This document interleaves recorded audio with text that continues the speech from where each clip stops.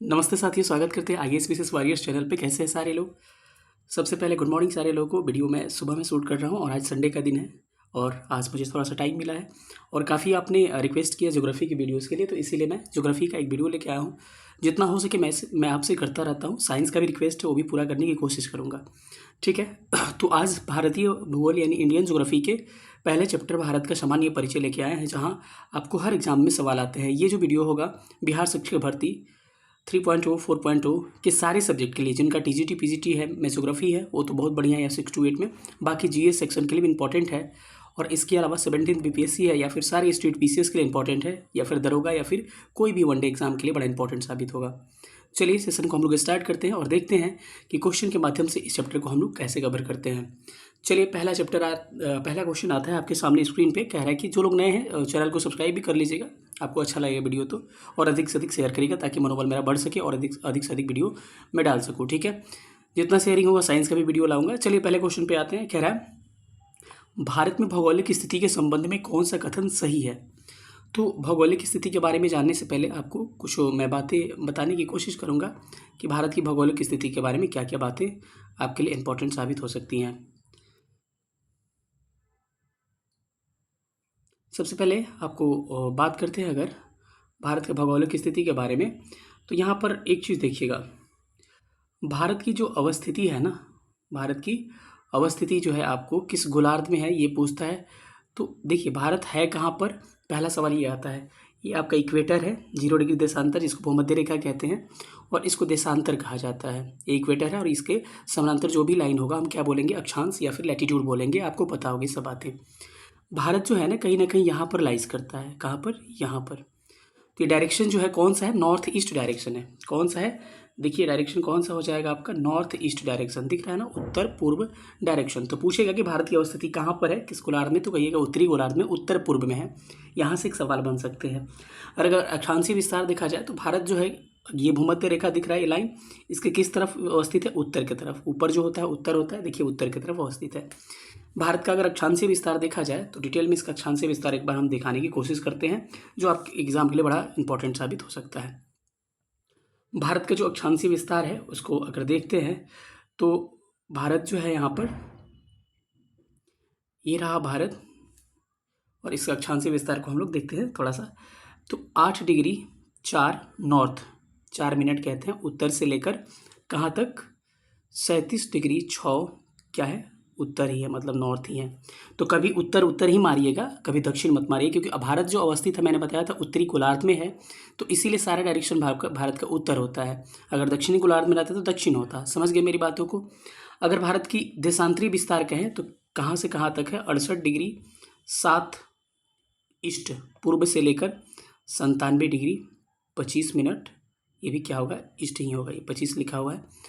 ठीक है, तो ये बात आप ध्यान रखिए कि भारत का अक्षांशीय और देशांतरी विस्तार के बारे में बातें रही। ठीक है, पूर्व क्यों, क्योंकि भारत की अवस्थिति क्या है, उत्तरी गोलार्ध में है, तो अक्षांश में उत्तर होगा। यहाँ पे अगर देखिएगा, आपको थोड़ा सा क्लियर कर दूँ मैं, कि अगर यहाँ पे हम देखने की कोशिश करते हैं, यहाँ पे देखिएगा उत्तर क्यों, क्योंकि भारत जो यहाँ पर है तो गोलार्ध में अक्षांश ऐसे होता है ना, तो उत्तर में, और देशांतर ये वाला लाइन वाला है, तो ये क्या होगा, इसको बोलते हैं क्या, पूर्वी देशांतर, इसको बोलते हैं पश्चिमी देशांतर। भारत कहाँ पे है, पूर्वी देशांतर में, इसीलिए ये वाला 68 डिग्री जो 7 मिनट होगा वो भी क्या, पूर्व में ही आएगा, और 97 डिग्री 25 वाला पूर्व में ही आएगा। आप मेरी बातों को समझ लिए होंगे। ठीक है, तो इसके हिसाब से विषुवत रेखा के किस तरफ है, विषुवत रेखा 0 डिग्री के उत्तर की तरफ है। तो सारे स्टेटमेंट को एक बार हम कंसिडर करने की कोशिश करते हैं। तो आइए, कह रहे हैं यह विषुवत रेखा के उत्तर में है, बिल्कुल स्टेटमेंट क्या है, करेक्ट है। ये 8 डिग्री 4 उत्तर से लेकर 97 डिग्री 6 मिनट उत्तरी अक्षांश में है, बिल्कुल सही है, ये भी स्टेटमेंट। यह 68 डिग्री 7 मिनट पूर्व से लेकर 97 डिग्री 25 पूर्व देशांतर में है, यहाँ पे भी ईस्ट होगा, ध्यान रखिएगा। तो ये भी स्टेटमेंट सही है, यानी कि क्या होगा, कथन आपका उपयुक्त में से सारे सही होंगे, यानी ऑप्शन डी करेक्ट होने वाला है। चीज़ें क्लियर हो गई सारे को। चलिए अगले क्वेश्चन पे हम लोग मूव ऑन करते हैं। अगला क्वेश्चन देखते हैं कि अगला क्वेश्चन क्या है। अगला प्रश्न कह रहा है, निम्नलिखित में से कौन सा देशांतर भारत की मानक माध्याह्न है, जिसको मैं मानक माध्याह्न जो होता है ना, भारत का, जहाँ से समय किसी देश का निर्धारित किया जाता है। विश्व के समय की बात करें, इंग्लैंड के ग्रीनविच लंदन से समय निर्धारित होता है। कहाँ से, ग्रीनविच से, ग्रीनविच से, इसको जीएमटी कहते हैं। इसको GMT के नाम से जानते हैं। और कहाँ से? 0 डिग्री देशांतर से निर्धारित होता है।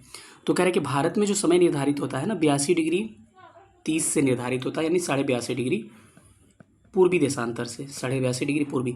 और 82.5 को देखिए ऑप्शन में कैसे लिख रहा है, 82 30 लिख सकते हैं मिनट, यानी घंटा जो होता है ये डिग्री को घंटा कहते हैं, और मिनट जो होता है 60 मिनट का आधा, कभी भी 30 लीजिएगा, कभी 50 वाला मत लीजिएगा ऑप्शन, ध्यान रखिएगा।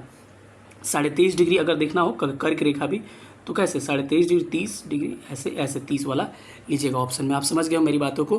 तो थोड़ा सा इसको अगर डिस्कस करने का डिटेल में कोशिश करते हैं तो देखिएगा इसको कैसे हम लोग डिटेल में डिस्कस करते हैं। जैसे कि मेरे कहने का मतलब ये था कि भारत जो है कहीं ना कहीं यहाँ पर है। जैसे कि भारत की अवस्थिति ये है ना, और ये वाली, तो भारत से एक रेखा गुजरती है जिसको क्या बोलते हैं, इसको देशांतर रेखा, लाइन जो होगा खाड़ा वो देशांतर रेखा कहलाता है। और समय कहाँ से निर्धारित होता है, ये 82.5 डिग्री पूर्व है, और ये 5 राज्यों से होकर गुजरता है। ऊपर से नीचे देखिएगा तो 5 स्टेट से होकर गुजरता है। तो उस 5 स्टेट का अगर नाम याद रखना चाहें तो एक बार रिकॉल कर लीजिएगा नाम भी। इसका नाम क्या क्या हो सकते हैं, इसका नाम एक क्या होगा, उत्तर प्रदेश। और ये एक्चुअल निर्धारित कहाँ से होता है, इलाहाबाद के नैनी से, प्रयागराज के नैनी या मिर्ज़ापुर ऑप्शन में हो सकता है। तो एक यूपी हो गया, तो यूपी को ध्यान रख सकते हैं। दूसरा MP हो गया, मध्य प्रदेश, इसको ध्यान रख सकते हैं। तीसरा क्या होगा, छत्तीसगढ़ हो गया, इसको ध्यान रख सकते हैं। चौथा क्या हो गया, उड़ीसा हो गया, उसको ध्यान रख सकते हैं। और 5वां आंध्र प्रदेश। तो पूछेगा कि देशांतर रेखा जो है जहाँ से समय निर्धारित किया था भारत के कितने राज्यों से होकर गुजरती है, तो कहिएगा 5 स्टेट से। कौन सा, UP, MP, Chhattisgarh, Orissa and Andhra Pradesh. समय कहाँ से निर्धारित करते हैं, 82.5 डिग्री ईस्ट से निर्धारित करते हैं। और भारत का समय है ना जो 5.5 घंटा क्या है, 5.5 घंटा आगे है, कहाँ से, लंदन के ग्रीनविच के समय से, ग्रीनविच के समय से। तो ये पूछेगा भारतीय समय जो है ग्रीनविच के समय से कितना आगे है, तो आप उत्तर करिए क्या, 5.5 घंटा आगे है। इस बात को ध्यान रखिएगा, कई बार एग्जाम में पूछे गए हैं। तो ये क्या बोला है कि समय कहाँ से निर्धारित किया जाता है, 82.5 ईस्ट क्या हो जाएगा आपका, करेक्ट आंसर डी हो जाएगा। थोड़ा सा वीडियो लंबा होगा क्योंकि क्वेश्चन अच्छे खासे हैं और ज़्यादा है, और सारे क्वेश्चन चैप्टर को हम लोग कवर करने की कोशिश करें।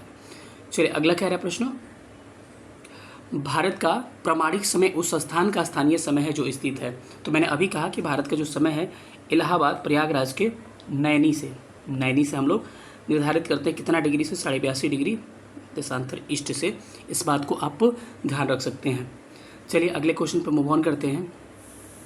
अगले क्वेश्चन कह रहा है कि भारतीय समय ग्रीनविच लंदन के समय से, देखिए एक प्रश्न से सारे प्रश्न आपके बन रहे हैं। ग्रीनविच लंदन के समय से कितना घंटा आगे है, मैंने अभी बताया था ग्रीनविच लंदन के समय से कितना आगे है, 5.5 घंटा क्या है आगे है। तो क्या होगा आपका 5 घंटा 30 मिनट क्या होगा आगे होगा। ठीक है, तो ये प्रश्न का आंसर, क्योंकि भारत पूर्व में है ग्रीनविच के, तो इसलिए ऐसा होता है।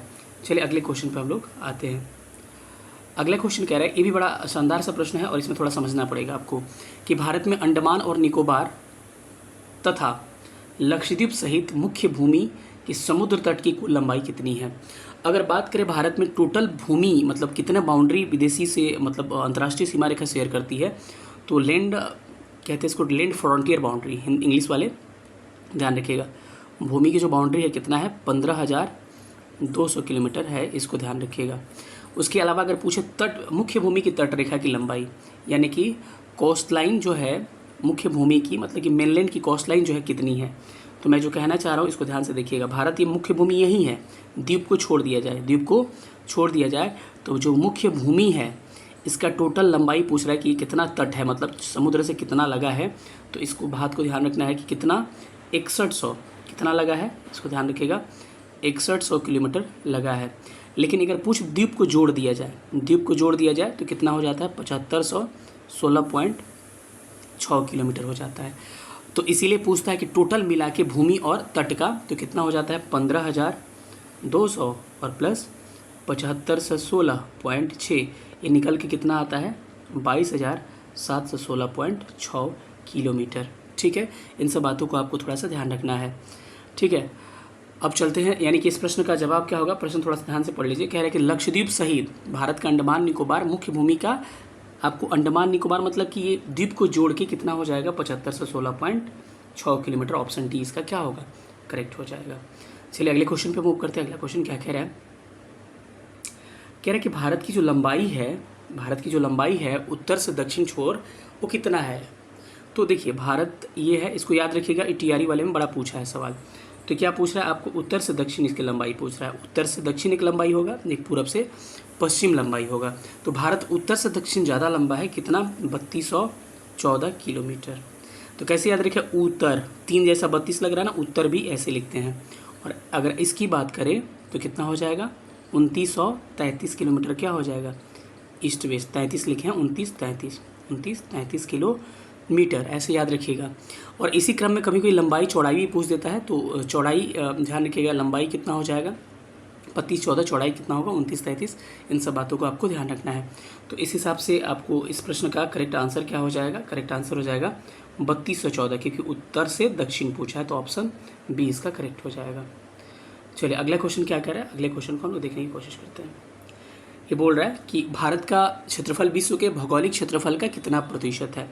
सबसे पहले जाने कि भारत का जो क्षेत्रफल है वो कितना है, ये पूछा है एग्जाम में, 32,87,263 kilometre square, 32,87,263 kilometre square Bharat का क्षेत्रफल है। इसको मिलियन में देता था 3.28 मिलियन किलोमीटर, ये भी पूछा है आपके सारे एग्जाम्स में ऐसे करके, पीसीएस में भी पूछा है, शिक्षक भर्ती में भी पूछा है, तो इन सब बातों को ध्यान रखिएगा। मैंने कहा कि विश्व का जो क्षेत्रफल है, मतलब दुनिया में अगर 100 भूमि है तो कितना प्रतिशत भारत के पास है, आपसे यही पूछा है। तो इस बात को आप ध्यान रखिएगा कि विश्व में जितना क्षेत्रफल है उसका मात्र 2.4% भूमि हमारे पास भारत में मौजूद है। तो पूछेगा विश्व के कुल क्षेत्रफल का भारत का क्षेत्रफल, मतलब विश्व में 100 किलोमीटर भूमि है स्क्वायर में, 100 किलोमीटर स्क्वायर, तो भारत के पास मात्र लगभग 2.5 यानी कि 2.4% है। अगर क्षेत्रफल के मामले में बात करें तो भारत का स्थान 7वां आता है। तो इन 6 देशों का नाम याद रखिएगा। पहले स्थान पे क्या, रसिया आएगा, दूसरे स्थान पे क्या आएगा, कनाडा आएगा, तीसरे स्थान पे क्या आता है, तीसरे स्थान पे यूएसए आता है, चौथे स्थान पे क्या आएगा, चीन आएगा, 5वें पे कौन आ जाता है, ब्राज़ील आ जाता है, 6वें पे कौन आ जाता है, 6ठे पे ऑस्ट्रेलिया आ जाता है, और 7वें पे अपना देश भारत आ जाता है। और भारत के बाद एक 8वां याद रखिएगा, अर्जेंटीना को भी पूछा है, ठीक है, क्योंकि पूछ देगा कि इसमें से किसका क्षेत्रफल भारत से कम है ज़्यादा है, तो उस हिसाब से डिनोट करिएगा। तो सवाल क्या आ सकता है कि क्षेत्रफल के हिसाब से विश्व में सबसे बड़ा देश रसिया हो गया, भारत का स्थान 7वां हो गया, भारत का 7वां पोजीशन हो गया, और विश्व के कुल क्षेत्रफल का भारत के पास 2.4% क्या है, क्षेत्रफल है। इन बातों को आपको ध्यान रखना है, ठीक है। तो चलिए अगले क्वेश्चन पे थोड़ा सा चलते हैं, 8 नंबर क्वेश्चन पे। चलिए एक बात और कर ले, क्षेत्रफल के अगर जब बात कर रहे हैं तो थोड़ा सा एक बार और हम एक और बात डिस्कस करना चाहेंगे। हो सकता है कि जनसंख्या वाला आए कि नहीं प्रश्न। तो चलिए भारत की अगर जनसंख्या की बात करें तो 2011 के जनगणना के अनुसार पूछे तो भारत की जनसंख्या जो है कितनी है, 121 करोड़ है, 121 करोड़ है, और विश्व की जनसंख्या का 17.5% है। सुनिए ना, इसीलिए तो होता है ना भारत का जनसंख्या घनत्व ज़्यादा हुआ। 100 किलोमीटर में से 2.5 किलोमीटर लगभग भूमि है और लोग कितना रह रहे हैं, 17.5, तो क्या होगा, डेंसिटी ज़्यादा नहीं होगा, घनत्व ज़्यादा नहीं होगा। जो जनसंख्या के मामले में 2011 के जनगणना के अनुसार पहले स्थान चीन का है, दूसरे स्थान पे भारत है। लेकिन यूनाइटेड नेशन फंड की रिपोर्ट के अनुसार कहा जाए, प्रोस्पेक्ट फंड इसका रिपोर्ट जो आता है यूनाइटेड नेशन का, उसके हिसाब से भारत जो है पहले स्थान पर आ चुका है 144 करोड़ जनसंख्या के हिसाब से, और 142.5 करोड़ के साथ चीन दूसरे स्थान पे। तो जब करंट में पूछे तो ये कहिएगा, 2011 लगा के पूछे तो आप ये कहिएगा, ठीक है। तो इन सब बातों को ध्यान रखना है। चलिए अगले क्वेश्चन पे चलते हैं। अब कह रहा है कि भारत समुद्र में भारत की प्रादेशिक सीमा का विस्तार कितना है। प्रादेशिक समुद्री सीमा क्या होता है कि जैसे कोई भी देश होता है ना, ऐसे ऐसे चलिए जिगजैग लाइन बना दिया, तो उस देश का कहीं अगर मेजरमेंट करना है कि ये देश कहाँ से है, तो कहीं यहाँ से है, टेढ़ा है, यहाँ से है, यहाँ से है, कोई जगह यहाँ पर है, जहाज कहे कितना दूर है, कहाँ से मापिएगा, यहाँ से, यहाँ से, यहाँ से, समझ में नहीं आता है। तो इसी के लिए क्या किया जाता है, एक प्रादेशिक समुद्री सीमा हर देशों का खींचा जाता है। क्या, प्रादेशिक समुद्री सीमा, जो एक सीधी लाइन होती है, कैसी लाइन, एक सीधी काल्पनिक लाइन होती है, और वहीं से कोई डिस्टेंस को मेजर किया जाता है। तो इन सब बातों को ध्यान रखिए, कई बात यहाँ से निकल के सामने आएंगे। तो जो इसको बेस लाइन कहते हैं, इसको बेस लाइन या आधार रेखा हिंदी में कहते हैं, लाल वाले को, इसको क्या कहते हैं, बेस लाइन या आधार रेखा कहते हैं।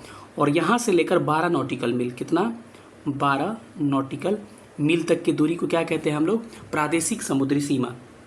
क्या कहते हैं, प्रादेशिक समुद्री सीमा। प्रादेशिक समुद्री सीमा, और इसको इंग्लिश में कहते हैं टेरिटोरियल सी जोन। ठीक है, और इसके अलावा कुछ और बात कर ले क्योंकि इससे थोड़े काम केवल चलेगा। इसको यहाँ से 24 किलोमीटर 24 नॉटिकल मील का डिस्टेंस को क्या कहते हैं हम लोग? इसको कहा जाता है कंटीजियस यानी कि संलग्न क्षेत्र कहा जाता है। ये पूछता है ज़्यादा 12 नॉटिकल वाला। और इसके बाद अगर बात करें, यहाँ से लेकर 200 नॉटिकल मील की दूरी को हम क्या कहते हैं? नॉटिकल मील को हम अनन्य आर्थिक क्षेत्र क्या कहते हैं? अनन्य आर्थिक क्षेत्र, इंग्लिश में EEZ कहा जाता है, एक्सक्लूसिव इकोनॉमिक जोन कहा जाता है। ठीक है, तो इन सब बातों को ध्यान रखिएगा। आपके लिए ये इंपॉर्टेंट है ज़्यादा कि आधार रेखा से 12 नॉटिकल मील क्या होता है? 12 नॉटिकल मील प्रादेशिक समुद्री सीमा, 24 नॉटिकल मील संलग्न क्षेत्र कंटीजियस जोन, उसके बाद से 200 नॉटिकल मील एक्सक्लूसिव इकोनॉमिक जोन अनन्य आर्थिक क्षेत्र। सवाल क्या पूछा है? समुद्र में प्रादेशिक समुद्री सीमा कितनी है? 12 समुद्री मील। कोई भी नॉटिकल मील समुद्र की दूरी के समाप्त है नॉटिकल मील में, और एक नॉटिकल मील बराबर कितना होता है आपका? 1.852 किलोमीटर के बराबर होता है। इसको थोड़ा सा ध्यान रखिएगा। चलिए अगले क्वेश्चन पे थोड़ा सा चलते हैं और प्रश्न संख्या 9 पे आते हैं। प्रश्न संख्या 9 क्या कह रहा है सुनिएगा। भारत के कितने राज्य समुद्र किनारे हैं? बड़ा अच्छा प्रश्न है, यहाँ से भी सवाल बनते हैं। ये क्या है? समुद्र है, भारत का तट रेखा।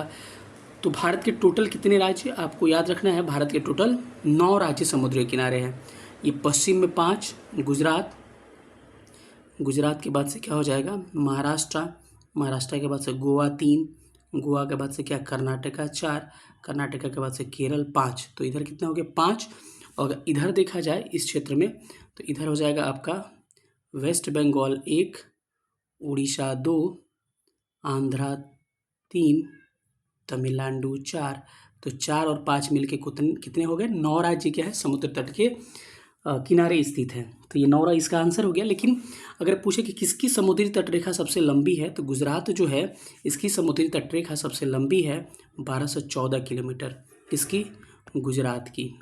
और सबसे छोटी किसकी है? सबसे छोटी है गोवा की। इन सब बातों को ध्यान रखिएगा। लेकिन पूछा जाए अगर केंद्र शासित प्रदेशों को जोड़ दिया जाए तो अंडमान निकोबार का ज़्यादा होता है 1962 किलोमीटर। लेकिन ये पूछेगा नहीं, पूछेगा आपको गुजरात वाला या फिर गोवा वाला। गुजरात बड़ा इंपॉर्टेंट है। क्या पूछेगा कि कितने राज्य भारत के किस तट पे हैं? सबसे लंबी तटरेखा किस राज्य की है? तो गुजरात की 1214 किलोमीटर। सबसे छोटी किसकी है? गोवा की।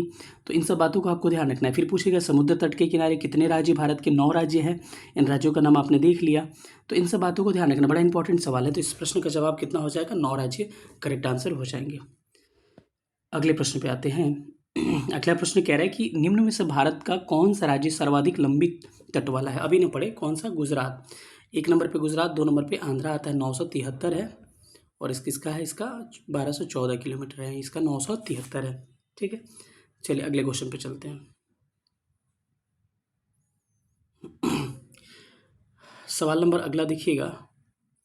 तो इसमें कह रहे हैं कर्क रेखा भारत के निम्नलिखित में से किस राज्य से नहीं गुजरती है? तो पहले जानना पड़ेगा किस राज्य से गुजरती है, तब जानना पड़ेगा किस राज्य से नहीं गुजरती है। कर्क रेखा कहते किसको है? 23.5 डिग्री को कर्क रेखा के नाम से जाना जाता है। कितना को? 23.5 डिग्री अक्षांश को कर्क रेखा के नाम से जाना जाता है। कितने राज्यों से होकर गुजरती है? भारत में 8 राज्यों से होकर गुजरती है। कौन कौन सा? सबसे पहले राजस्थान, उसके बाद से गुजरात, उसके बाद से क्या होगा? राजस्थान हो गया। सबसे पहले गुजरात, राजस्थान, उसके बाद से क्या होगा? गुजरात, राजस्थान, उसके बाद से आपके हो जाएंगे 2 भाई हो जाएंगे एमपी और क्या हो जाएंगे? एमपी और छत्तीसगढ़। कितने हो गए? 2 2, 4 हो गए। फिर 2 भाई कौन से? वेस्ट बंगाल, और एक क्या होगा? झारखंड। और इधर नॉर्थ ईस्ट के 2 स्टेट त्रिपुरा एंड मिजोरम। तो कितने राज्य गुजरते हैं कर्क रेखा से? भारत के 8 राज्य। कौन से? नोट कर लीजिएगा। गुजरात, राजस्थान एक साथ याद करिए, गुजरात राजस्थान एक साथ, मध्य प्रदेश छत्तीसगढ़ एक साथ, झारखंड पश्चिम बंगाल एक साथ, त्रिपुरा मिजोरम एक साथ। इन सब बातों को ध्यान रखिए। एक बार पूछा है आपको कर्क रेखा के उत्तर में राज्य कौन सा है, तो ध्यान रखिए मणिपुर। ऑप्शन में मणिपुर था इसलिए मणिपुर लिया था, लेकिन मणिपुर, नागालैंड, अरुणाचल प्रदेश सब क्या है? कर्क रेखा के उत्तर में स्थित है। इन सब बातों को आपको ध्यान रखना है। इसका करेक्ट आंसर होने वाला है ऑप्शन नंबर क्या करें कि किस राज्य से नहीं गुजरती है? राजस्थान से गुजरती है, झारखंड से गुजरती है, मिजोरम से भी गुजरती है, उड़ीसा से नहीं गुजरती। तो उड़ीसा से क्या गुजरती थी, आपको बताया था मैंने, देशांतर रेखा। देशांतर रेखा 5 राज्यों से होकर गुजरती थी, UP, MP, Chhattisgarh, Orissa and Andhra Pradesh. ठीक है, इन सब बातों को ध्यान रखिएगा। अगले प्रश्न पे आते हैं। अगला प्रश्न क्या कह रहा है, कर्क रेखा भारत के कितने राज्यों से होकर गुजरती, कितने, 8, बताने की जरूरत है अब। चलिए अगले क्वेश्चन पे आते हैं। अगला क्वेश्चन क्या कह रहा है कि भारत के दक्षिण में सुदूरस्थ स्थल कौन सा है। ये भी प्रश्न बड़ा इंपॉर्टेंट है थोड़ा, लेकिन इस पर कंसेप्ट ध्यान रखिएगा तभी समझ में आएगा। भारत का सबसे उत्तरी बिंदु का नाम क्या है, लगभग पता होगा सबको, इंदिरा कॉल। इंदिरा कॉल कहाँ पर है, गुजरात, सॉरी लद्दाख में अवस्थित है। इंदिरा कॉल कहाँ है, ये पर लद्दाख में अवस्थित है, लद्दाख में। अगर भारत का सबसे दक्षिणी बिंदु कहा जाए तो एक बात ध्यान रखिएगा, सबसे दक्षिणी कहा जाए तो अंडमान निकोबार का क्या है, अंडमान निकोबार का इंदिरा पॉइंट, क्या है, इंदिरा पॉइंट, जिसको पिग्मेलियन पॉइंट भी कहा जाता है। ठीक है, इसको ध्यान रखिए, इंदिरा पॉइंट। लेकिन अगर पूछा जाए मुख्य भूमि का, मुख्य भूमि का क्या है, कन्याकुमारी। अगर भारत का डायरेक्ट पूछे तो क्या होगा, आपका ये अंडमान निकोबार में स्थित इंदिरा पॉइंट, और ये कहाँ पर है, ग्रेट निकोबार में, बड़ा निकोबार। कई बार पूछा है कि ग्रेट निकोबार में, अगले चैप्टर में इसको हम डिटेल में जानेंगे। ग्रेट निकोबार में स्थित है, कितना डिग्री अक्षांश पे, 6 डिग्री 45 मिनट अक्षांश पे। इसका डिस्टेंस भूमध्य रेखा से कितना है, 876 किलोमीटर। मतलब कि अगर ये भूमध्य रेखा है और अंडमान निकोबार है, इसका डिस्टेंस कितना है, 876 किलोमीटर है। अगर मैं आपसे पूछूं कि भारत का सबसे पश्चिमी बिंदु का नाम क्या है, इसको कहते हैं गौर मोती या गहिर मोती, ये सब कहाँ है, गुजरात में है। सबसे पूर्वी बिंदु का नाम है कीबीतू, कितना क्यूट सा नाम है ना, कीबीतू, कहाँ, अरुणाचल प्रदेश में। अगर कंक्लूड करना चाहे तो भारत का सबसे उत्तरी बिंदु इंदिरा कॉल, कहाँ पर, लद्दाख में। भारत का सबसे दक्षिणी बिंदु इंदिरा पॉइंट, कहाँ पर, आपको ग्रेट निकोबार में। भारत के मुख्य भूमि का सबसे दक्षिणी बिंदु कन्याकुमारी, कहाँ पर, तमिलनाडु में। भारत का सबसे पश्चिमी बिंदु गौर मोता या गहिर मोती या गौर मोती, कहाँ पर, आपके गुजरात में। भारत का सबसे पूर्वी बिंदु क्या हो जाएगा, कीबीतू, कहाँ पर, अरुणाचल प्रदेश में। इस सारे पॉइंट्स को ध्यान रखिएगा, यहाँ सवाल आएंगे। तो कह रहे हैं कि भारत के सबसे दूरस्थ दक्षिण स्थल का नाम क्या है, आपको इंदिरा पॉइंट नाम है, इंदिरा पॉइंट। ठीक है, सब बातों को ध्यान रखिए। कैप कोमोरिन किसको कहते हैं, कन्याकुमारी को हम कैप कोमोरिन कहते हैं। पोर्ट ब्लेयर क्या है, अंडमान निकोबार की राजधानी है। लक्षद्वीप की राजधानी कमेंट करके बताइएगा क्या है, आप लोगों से मैं डिमांड कर रहा हूँ। ठीक है, भारतीय भूमि का सर्वाधिक उत्तरी भाग कौन सा है। अभी मैंने बोला कि भारत के सबसे उत्तरी बिंदु का नाम क्या है, सॉरी इंदिरा पॉइंट नहीं, इंदिरा कॉल होगा। क्या होगा, इंदिरा कॉल कहाँ पर है, लद्दाख में अवस्थित है। चलिए अगले क्वेश्चन पे चलते हैं। अगला क्वेश्चन कह रहा है कि भारत और श्रीलंका को अलग करने वाला जल संधि का नाम क्या है, पाक जल संधि। पाक जल संधि 10 डिग्री चैनल किसको अलग करता है, आपको अंडमान से निकोबार को। कहेगा कि 10 डिग्री चैनल किसको अलग करता है, अंडमान से निकोबार से। आपसे पूछा जाए 8 डिग्री चैनल किसको अलग करता है, 8 डिग्री चैनल किसको अलग करता है, तो यहाँ पे नोट कर लीजिएगा, 8 डिग्री मालदीव से मिनिकॉय को, मालदीव से किसको, मिनिकॉय को। अगर पूछा जाए 9 डिग्री किसको अलग करता है, तो कहेगा मिनिकॉय से कवरत्ती, जो लक्षद्वीप की राजधानी है, जो आपसे मैं पूछा था। तो क्या देखा, 8 डिग्री अलग करेगा मालदीव से मिनिकॉय को, 9 डिग्री अलग करेगा मिनिकॉय से कवरत्ती को, और 10 डिग्री अलग करेगा अंडमान से निकोबार को। इन सब बातों को ध्यान रखिएगा। अगले क्वेश्चन पे चलते हैं। कितने भारतीय राज्य बांग्लादेश के साथ सीमा साझा करते हैं। तो आपको ध्यान रखना है कि बांग्लादेश से भारत की सबसे लंबी सीमा लगती है, कितना पूछा है पीसीएस में भी, 4096.6 किलोमीटर भारत के साथ सबसे लंबी सीमा लगती है बांग्लादेश की। कितने राज्यों के साथ, 5 स्टेट्स के साथ लगती है। उस 5 स्टेट्स का नाम याद रखना चाहें तो वेस्ट बंगाल, मेघालय, मिजोरम, त्रिपुरा, असम। यहाँ पे क्या है आपका, यहाँ पे बांग्लादेश है, और यहाँ पे आपका वेस्ट बंगाल, उसके बाद से क्या हो जाएगा, यहाँ पे मेघालय हो जाएगा, यहाँ पे क्या त्रिपुरा, और यहाँ पे मिजोरम, और उसके बाद से इधर असम हो जाएगा। यहाँ पे दिखाना पॉसिबल नहीं हो पा रहा है मैप पे, आपको पता है मैं कितना डिटेल में करवाता हूँ, लेकिन क्या कर सकते हैं। चलिए सारे स्टेट को दिखा जाए। अगर पूछे दूसरे नंबर पे कौन आता है, चीन से भारत की रेखा 2 नंबर पे लगती है, 3488 किलोमीटर बाउंड्री, और ये है आपका चीन। यहाँ पर कितने राज्य हो जाएंगे, 5 स्टेट्स, 1 केंद्र शासित प्रदेश हो जाएगा, और 4 क्या हो जाएंगे राज्य। केंद्र शासित प्रदेश लद्दाख हो गया, उसके राज्य में हिमाचल प्रदेश हो गया, उत्तराखंड 3 हो गया, उसके बाद से सिक्किम 4 हो गया, और अरुणाचल प्रदेश 5 हो गया, इन सबको ध्यान रखिएगा। ठीक है, तो पूछा जाए चीन से कितनी बाउंड्री, 3488, कितने राज्यों से, 5 राज्यों से। 5 राज्य मतलब कि केंद्र शासित प्रदेश को मिला के 4+1, 4 राज्य और एक केंद्र शासित प्रदेश। कौन सा? केंद्र शासित प्रदेश लद्दाख, राज्य हिमाचल प्रदेश, उत्तराखंड, सिक्किम और अरुणाचल प्रदेश। ठीक है, इसको हमने देख लिया। अगर बात करें आगे बाउंड्री का, थोड़ा सा लंबा वीडियो होगा लेकिन बहुत ही इन्फॉर्मेटिव होगा, मज़ा आ जाएगा। ठीक है, चलेगा। अगर 3 नंबर पर बाउंड्री की बात करें, भारत के कितने राज्यों से बाउंड्री लगती है आपको? अगले तीसरा नंबर पे पाकिस्तान आता है, अपना जानी दुश्मन पाकिस्तान। कितनी बाउंड्री लगती है? 3323 किलोमीटर। ठीक है, कितने स्टेट्स लगते हैं इससे कहा जाए तो यहाँ 2 केंद्र शासित प्रदेश, लद्दाख और जम्मू कश्मीर। उसके बाद से यहाँ पर राज्यों में बात करें, गुजरात, राजस्थान और पंजाब। कितने हो गए आपके? 3, 2, 5, यानी गुजरात, राजस्थान, पंजाब, 3 स्टेट्स और +2 यूनियन टेरिटरीज हो जाएंगे आपके, एक जम्मू कश्मीर एंड लद्दाख। तो 3 + 2 कितने हो गए टोटल? 5 राज्य और केंद्र शासित प्रदेश। भारत और पाकिस्तान को डिवाइड करने वाली लाइन को क्या कहते हैं? Red Cliff line. कौन सी लाइन? Red Cliff line. कब निर्धारित की गई? 15 अगस्त 1947 को, आज़ादी के समय। ये पूछा जा सकता है आपसे। ठीक है, तो इन सब मुद्दों को रखना है ध्यान। चलिए, तो इसका क्या आंसर हो जाएगा आपका? 5 तो हो ही गया आंसर इसका, लेकिन कुछ और मुद्दों को हम लोग देखेंगे। मुद्दा क्या क्या हो सकता है? अभी तीसरे स्थान पे आए हैं, और भी स्टेट का, सारे स्टेट्स का, क्योंकि इंटरनेशनल बाउंड्री बड़ा इंपॉर्टेंट है हर एग्जाम के लिए, एक सवाल यहाँ से आता ही है। अगर अगला बात करें तो नेपाल के साथ आपको बाउंड्री भारत की लगती है। नेपाल के साथ भारत की तीसरे नंबर पे बाउंड्री लगती है। चौथे नंबर पे कितना? 1751। ये नहीं भी याद रहे तो चलेगा, कितना किलोमीटर। कितने राज्य केंद्र शासित, कितने राज्य? 5 राज्यों के साथ भारत की बाउंड्री लगती है नेपाल की। वो 5 राज्य कौन सा है? ये है भारत, और ये बीच में क्या है? नेपाल और फिर भारत। ठीक है, कितने हो जाएंगे आपको? सबसे पहले क्या हो जाएगा आपको? उत्तर प्रदेश हो जाएगा। उत्तर प्रदेश के बाद से बगल में उत्तराखंड हो जाएगा, फिर यूपी हो जाएगा। लिखते चलिएगा, सब लिख लीजिएगा, बहुत इंपॉर्टेंट है। उत्तराखंड, यूपी, अपना बिहार, और बिहार के बाद से क्या हो जाएगा? बिहार के बाद से वेस्ट बंगाल, वेस्ट बंगाल के बाद से यहाँ से सिक्किम, और सिक्किम के बाद से क्या हो जाएगा? सिक्किम के बाद से आपको क्या हो गया? यूपी, उत्तराखंड 1 हो गया, यूपी 2 हो गया, बिहार 3 हो गया, वेस्ट बंगाल 4 हो गया और सिक्किम 5 हो गया। तो 5 राज्यों के साथ भारत की बाउंड्री लगती है नेपाल के साथ। और भारत और नेपाल की जो बाउंड्री डिवाइड करती है, उस नदी का नाम है यहाँ उत्तराखंड के पास काली नदी। हाल ही में विवाद चल रहा है लिपू लेक, लिम्पियाधोरा और इनको लेके, काला पानी को, भारत और नेपाल के बीच में ही काली नदी को लेके। तो क्या हो जाएगा? आपको चौथे स्थान पर नेपाल आ गया।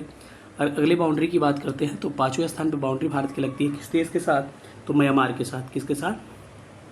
म्यांमार के साथ। म्यांमार के साथ पूछेगा, म्यांमार के साथ भारत की बाउंड्री टोटल कितनी लगती है? तो 1643 किलोमीटर। म्यांमार कहाँ है? आपको आइडिया होगा, इधर नॉर्थ ईस्ट साइड में है। और इनके राज्यों को अगर देखा जाए क्रमानुसार, तो म्यांमार के साथ क्या क्या बाउंड्री भारत के हो जाएंगे? अरुणाचल प्रदेश, नागालैंड, अरुणाचल प्रदेश, नागालैंड, मणिपुर, और मणिपुर के बाद से क्या हो जाएगा यहाँ पर? मिजोरम। कितने हो गए? 4 स्टेट के साथ मिजोरम से भारत की म्यांमार की बाउंड्री लगती है।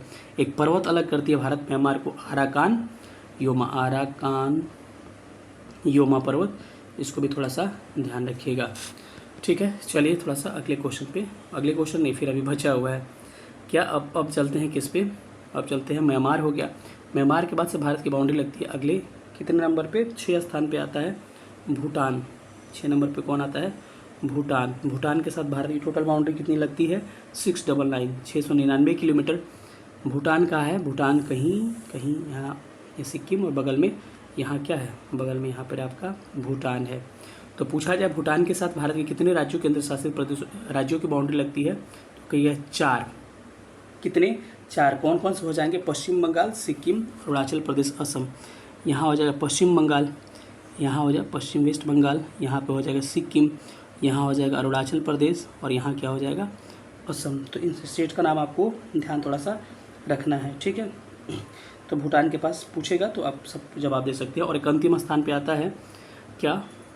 अंतिम स्थान पे आता है आपका लद्दाख वाला रीजन, यानी कि भारत अफगानिस्तान की बाउंड्री बस एक केंद्र शासित प्रदेशों के साथ लगती है।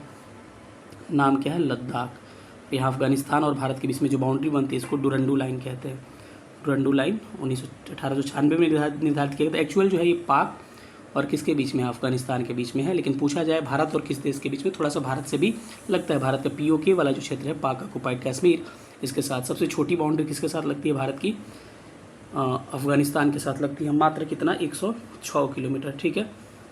अच्छा, अगर मैं आपसे एक सवाल करूं कि चीन और भारत के बीच में जो लाइन डिवाइड की जाती है वो कौन सी लाइन है, आपको चीन, नॉर्थ ईस्ट चीन में यहाँ पे जो लाइन है इसको क्या कहते हैं हम लोग, इस लाइन को कहते हैं मैकमोहन रेखा।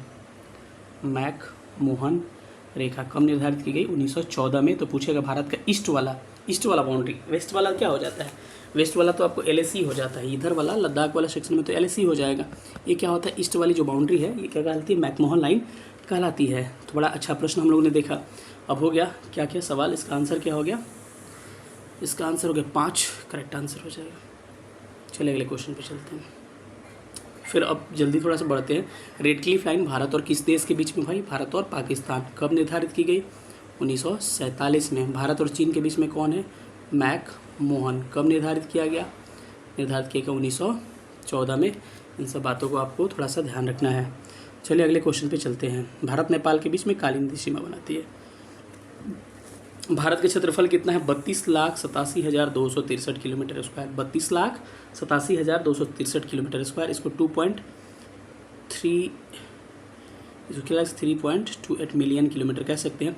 बिहार का क्षेत्रफल पूछा जाए तो 94,163 किलोमीटर स्क्वायर क्या है, बिहार का क्षेत्रफल है। 10,40,99,452 ये क्या है, बिहार की जनसंख्या है। तो इन सब बातों को ध्यान रखिएगा।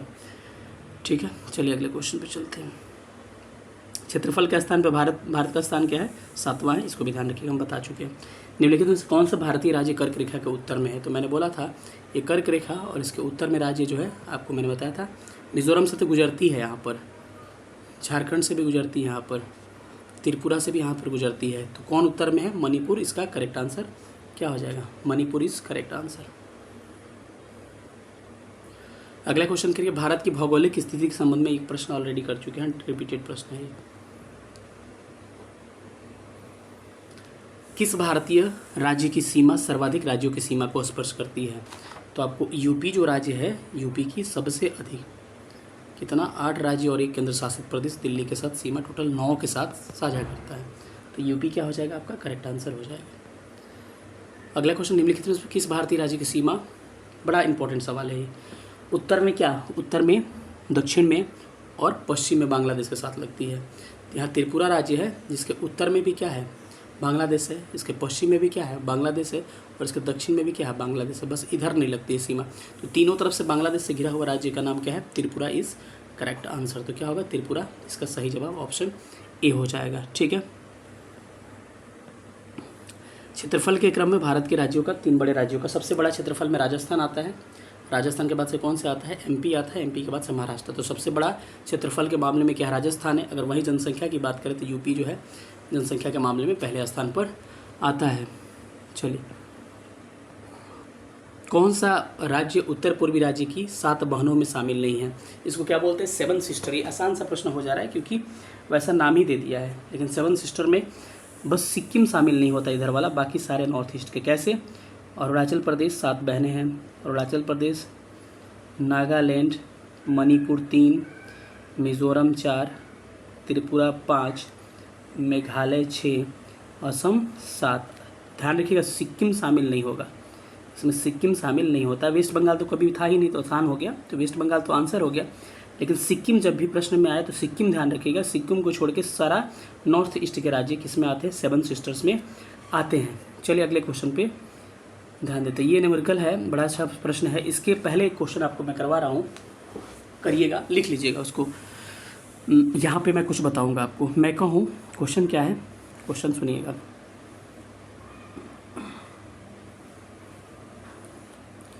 क्वेश्चन मैं दे रहा हूँ आपको, कह रहा हूँ कि कोई देश जो है, ये पूछा है BPSC में 69 में पूछा है, कोई देश जो है 90 डिग्री देशांतर पूर्वी में स्थित है, तो वहाँ पर जब ग्रीनविच में 12 बज रहा है तो वहाँ का स्थानीय समय क्या होगा, ये पूछा है। इसको सॉल्व करिए तो बड़ा अच्छा प्रश्न है। मैंने कहा कि ग्रीनविच में दोपहर के 12 बज रहे हैं, 12 PM बज रहे हैं, और कोई देश है भूटान, भूटान पे पूछा था, भूटान जो ग्रीनविच से कितना 90 डिग्री पूर्व में स्थित है, तो वहाँ का स्थानीय समय क्या होगा। ध्यान रखिएगा कोई भी देश अगर ग्रीनविच से पूर्व में होता है तो वहाँ क्या होता है, उसका समय आगे होता है, और पश्चिम में होता है तो क्या होता है, पीछे होता है। और एक बात ध्यान रखना है आपको कि 1 डिग्री देशांतर बराबर कितना होता है, 4 मिनट होता है। 1 डिग्री देशांतर बराबर 4 मिनट होता है। तो बताइए कितना डिग्री आगे है, 90 डिग्री है। 0 डिग्री से कितना पूरब है, 90 डिग्री। तो 90 डिग्री देशांतर में कितना हो जाएगा, 90 गुणे 4। अगर नहीं आएगा तो 2 बार देखिएगा वीडियो को, आपको ये क्वेश्चन समझ में आ जाएगा। 9 को 36 हो गया, इसको मिनट हुआ, घंटे में बदलिएगा, 60 से भाग करिएगा, कितना घंटा आगे होगा, 6 घंटा आगे होगा। यानी ग्रीनविच में कितने बज रहे हैं, 12 बज रहे हैं। तो 6 घंटा जोड़ दीजिएगा तो शाम के 6 बजेंगे। कहाँ पर, आपको भूटान में। समझ में आ गया मैंने क्या कहा, north north east 90 degree east में है एक देश भूटान। तो ग्रीनविच में दोपहर के 12 बज रहे हैं, तो वहाँ का स्थानीय समय क्या होगा। फिर से मैंने कहा 1 डिग्री देशांतर बराबर 4 मिनट होते हैं। तो 90 डिग्री देशांतर बराबर क्या हो गया, 90 गुणे 4। एक चॉकलेट का दाम 4 रुपये, तो 90 का कितना होगा, 36 से गुणा करिएगा 4 से, 360 मिनट में आएगा। काटिएगा तो 360 मिनट बराबर कितना हो जाएगा, 6 घंटा।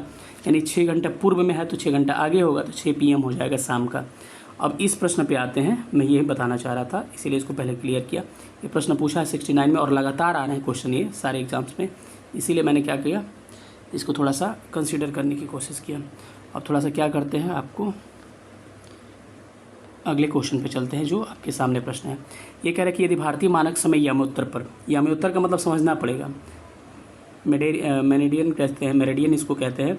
यामोत्तर मतलब कि कितना, 82.5 डिग्री पर, 82.5 डिग्री पर कितना बज रहा है आपको, मानक यामोत्तर पर मध्याह्न हो रहा है। मध्याह्न, इस सब प्रश्न पॉइंट समझिएगा, 12 PM कह रहे भारत के मध्याह्न यामोत्तर पर, मतलब कि आपको जहाँ समय निर्धारित करते हैं वहाँ पे दोपहर के 12 बज रहा है। तो 120 डिग्री पूर्वी देशांतर पर स्थानीय समय क्या होगा। अच्छा 182 पे कितना बज रहा है, 12 बज रहा है। तो कितना पे पूछा है, 120 पे पूछा है ना, 120 डिग्री देशांतर पे पूछा है, जो किस में है, पूर्व में, तो कभी आगे होगा। इससे कितना ज़्यादा है भाई, तो इसको कैलकुलेट करिएगा तो मुझे लग रहा है 37.5 डिग्री आएगा। मैंने कहा 1 डिग्री देशांतर बराबर कितना होता है, 4 मिनट होता है। तो इतना डिग्री देशांतर बराबर 4 से गुणा करिएगा, तो इसको गुणा कर लिए कितना आएगा, 7 चौक 28, 7 चौक 28 और 4 तिया 12 और 2 14, 148 मिनट, और 4 में आधा से गुणा करिएगा 2 आएगा। आप कैलकुलेशन अपना करते रहिएगा, ये मेरा तरीका है। 150 मिनट आगे होगा। 150 मिनट आगे का मतलब क्या हो गया, 120 मिनट का कितना होता है, 2 घंटा और 30 मिनट बचा, यानी 2 घंटा 30 मिनट आगे होगा। तो दोपहर के 12 बज रहे हैं यहाँ पर भारत में, तो वहाँ पे 120 डिग्री पूर्वी वाले में कितना होगा, 2 आवर 30 मिनट जोड़ दीजिएगा, कितना आएगा, 2:30 मिनट। जिसको AM PM नहीं दिया तो क्या होगा, 14:30 मिनट हो जाएगा। कितना हो जाएगा, 14:30 मिनट। करेक्ट आंसर इसका हो जाएगा ऑप्शन B। अगर दिक्कत होगा तो इस प्रश्न को एक बार और देख लीजिएगा, क्योंकि थोड़ा सा आपको हो सकता है कि आपको टफ लगे। हाँ, एक लास्ट क्वेश्चन है, आज का आखिरी प्रश्न है। थोड़ा सा वीडियो लंबा हो गया लेकिन बहुत इन्फॉर्मेटिव है। निम्न में से किस राज्य की सीमा बांग्लादेश के साथ नहीं लगती है। मेघालय से लगती है, त्रिपुरा से लगती है, मिजोरम से लगती है, मणिपुर से नहीं लगती है। ऑप्शन क्या होगा इसका, C करेक्ट होगा। सेशन कैसा लगा सब लोग बताइएगा। काफ़ी मेहनत कर रहे हैं हम आपके लिए, क्योंकि इस पे मतलब टाइप पे पढ़ाना इतना आसान नहीं होता है, और फिंगर से लिख के पढ़ाना पड़ रहा है मुझे, क्योंकि अभी पेन वगैरह नहीं है। वो चीज़ें थोड़ा सा ज़्यादा कम समझ में आ रहा है मेरे को, तो वो चीज़ें मैं धीरे धीरे ठीक करूँगा। जो भी आ रहा है कंटेंट पे फोकस करिएगा। कई लोग कह रहे हैं कि सर आप बोले थे, वादा किए थे, तो भाई भी डिजिटल बोर्ड मेरे पास नहीं है तो कैसे करूँ, आप समझिएगा। फिर भी आपके लिए इतना कर रहा हूँ ना, तो कंटेंट पे ध्यान दीजिएगा। जो चीज़ बोलते हैं पेन पेपर लेके रखिए, सारा चीज़ लिखिए, आपका सारा क्लियर हो जाएगा। दिक्कत हो रहा है वीडियो को रोक दीजिए, एक बार नहीं हो रहा 2 बार देखिए। पढ़ने के लिए एक्सक्यूज़ नहीं होना चाहिए, ठीक है।